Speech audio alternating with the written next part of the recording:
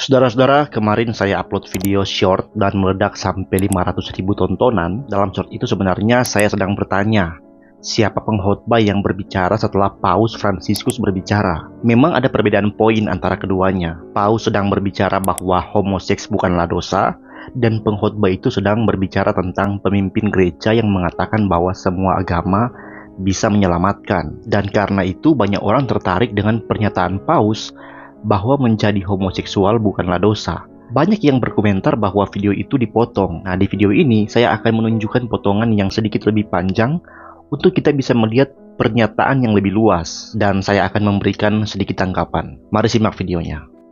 Somos todos hijos de Dios. Y Dios nos quiere como estamos y con la fuerza que luchamos cada uno por nuestra dignidad.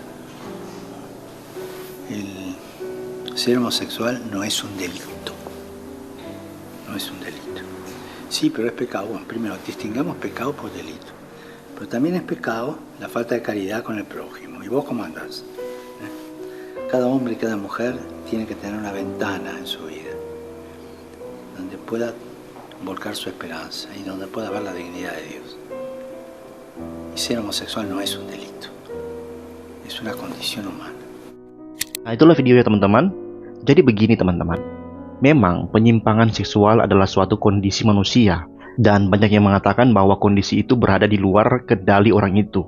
Tapi kita semua akan setuju kalau saya katakan meskipun itu adalah kondisi di luar kendali seseorang, maka tidak serta-merta kita bisa katakan bahwa itu bukanlah kejahatan atau kriminal. Teman-teman, kata kriminal berasal dari bahasa Latin crimen yang berarti tindakan jahat atau pelanggaran hukum. Nah, homoseksual adalah kejahatan karena seseorang memiliki tendensius melanggar ketetapan Allah, di mana Allah sudah menetapkan seorang laki-laki harus menikah dengan seorang perempuan.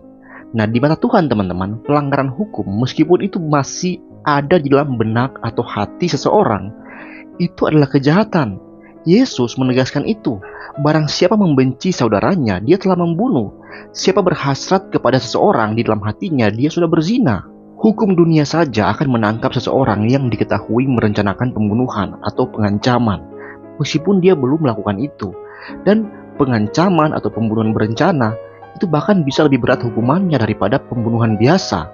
Nah, sama teman-teman, Tuhan sudah menetapkan untuk kita mau berbagi atau beramal dengan orang miskin. Dan kalau nggak kita lakukan, itu adalah kejahatan.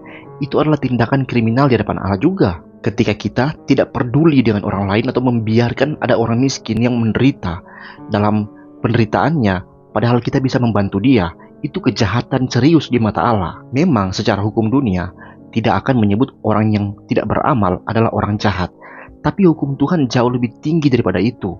Tuhan sangat murka kepada orang yang tidak peduli dengan orang miskin. Nah teman-teman, saya kira bukanlah hal yang salah kalau kita memang harus menegaskan bahwa homoseksual adalah dosa dan kejahatan. Karena bukan kita yang menegaskan itu, tapi Alkitab. Ini jelas dalam surat Paulus, pemburit, banci adalah perbuatan-perbuatan yang jahat. Tapi kita harus bedakan. Kita benci pada kejahatannya, bukan pada pribadi, person atau orangnya. Artinya teman-teman, kita tetap harus bisa berelasi baik dengan orang-orang yang jahat tanpa membenarkan kejahatan mereka. Kita bisa tegas mengatakan bahwa perbuatan itu jahat, tapi di saat yang sama, kita juga mengasihi mereka, memandang mereka sebagai sesama kita manusia, dan terus mendoakan mereka agar Tuhan menolong kita dan mereka terlepas dari segala perbuatan jahat kita masing-masing. Nah, itu menurut saya yang saya amati dan menjadi tanggapan saya. Bagaimana pendapat teman-teman? Apakah teman-teman setuju dengan saya? Atau mungkin teman-teman punya pendapat lain? Silakan tulis di kolom komentar.